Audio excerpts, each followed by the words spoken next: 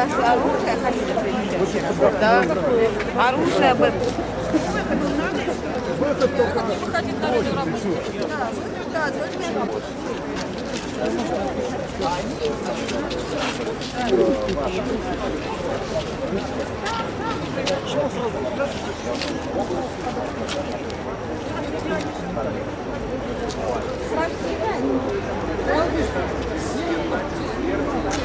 А накладные куда денем? Все равно проверят. Все равно дома. проверить потом. Хранение, торговля, хранение отписали бы, не Если отписали, всё равно отписал это себе, уже идет по если переходу, и это отписал идет себе как физическому лицу, то можно. Не отписывать себе как индивидуальному предпринимателю. Как физическому лицу. И лучше не по месту прописки.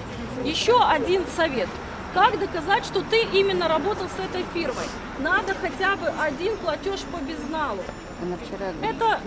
Это тяжело, это муторно, но это можно сделать. Хотя бы один платеж по безналу.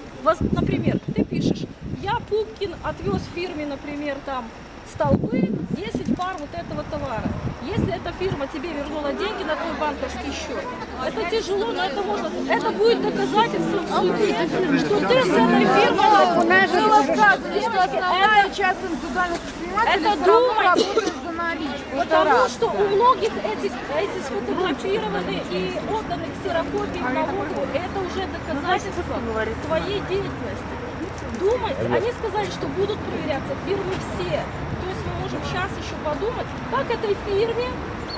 Так мы же уже улипли за 2014 год, Наташа. Как этой фирме вернуть товар.